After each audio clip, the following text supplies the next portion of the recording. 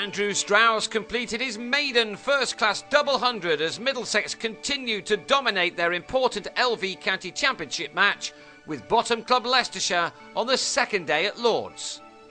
After a remarkable first day showing by the Middlesex batsmen, they resumed on 370 for 1 with the England Test captain on a career-best 184, and the onslaught continued on the second morning as the under-par Leicestershire attack kept on putting the ball in the areas that left-handers like Strauss and his partner David Milan just love. It will have come as a surprise to many that Strauss, with such a wonderful career under his belt, had never before hit a double hundred. He has now. It came with another pull for 4, his 21st 4 to go with 2 sixes. He'd faced 282 balls in nearly 6.5 hours, and he showed why English cricket is in such a good state right now, and why the LV County Championship is still an important part of that.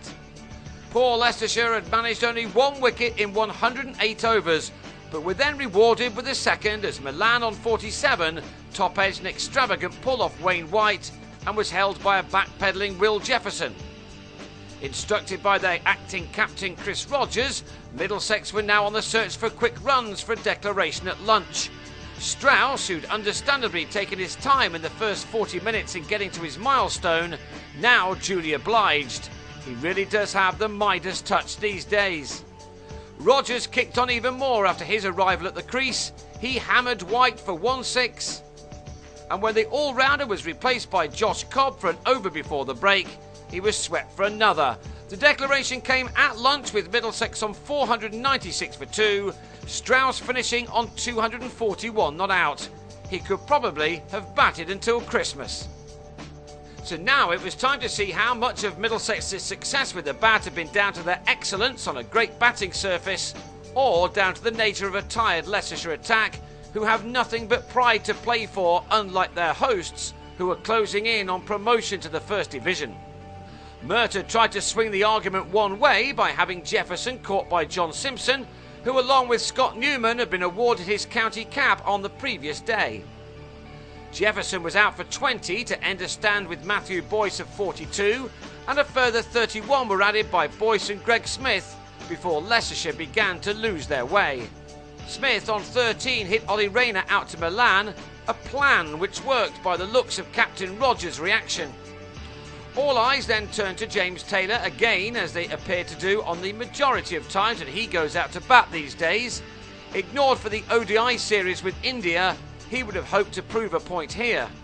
But instead, he was bowled by Stephen Crook to leave his side in trouble again on 94 for 3. Things then got even worse for them, as Crook soon struck again by trapping Cobb in front for a second ball duck.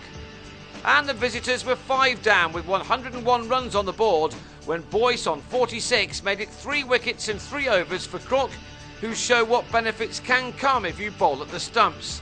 In fact, he'd now taken 3 wickets in 10 deliveries to put his side in complete control. Ned Eckersley and Wayne White decided to counter-attack, and they stopped the immediate rot by posting a stand of 50 in 9 overs.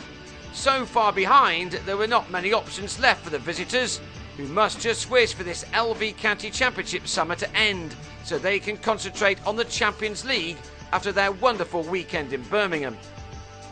White starred in that, and he showed that he can hit a cricket ball well enough by planting this one from Rayner into the members. Middlesex sensed that a wicket would soon come, and it did when Toby Rowland-Jones found the edge of Eckersley's bat for 28 at 151 for 6.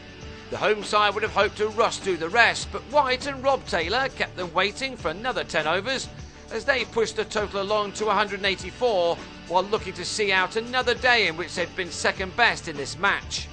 However, they were not able to do that as Corey Collymore had White bang in front for 37. 5 balls later, Taylor also returned to the pavilion, having driven Tim Murtagh to Rogers after making 14. Milan moved out of his usual position at first slip to accommodate Strauss, then caught Nathan Buck in the gully off Murtagh, before Crook claimed his 4th wicket to end the day on a high, again hitting the stumps to remove Matthew Hoggard for 3. Cook finished with 4 for 45 and Murtagh 3 for 41 to take his tally to a mightily impressive 68 wickets for the championship summer. Leicestershire were all out for 193 to trail by 303 runs, and they will surely be asked to follow on at the start of day 3. Middlesex will look to get the job done quickly and then start dreaming of playing in the top flight next summer.